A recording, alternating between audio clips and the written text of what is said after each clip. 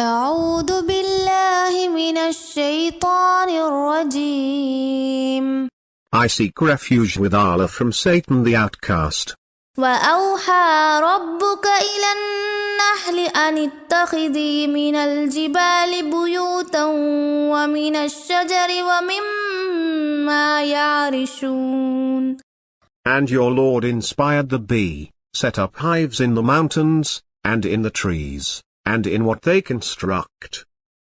ثم كلي من كل الثمرات فاسلكي سبل ربك ذللا يخرج من بطونها شراب مختلف ألوانه فيه شفاء للناس إن في ذلك لآية لقوم يتفكرون.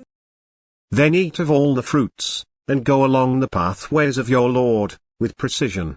From their bellies emerges a fluid of diverse colors, containing healing for the people. Surely in this is a sign for people who reflect,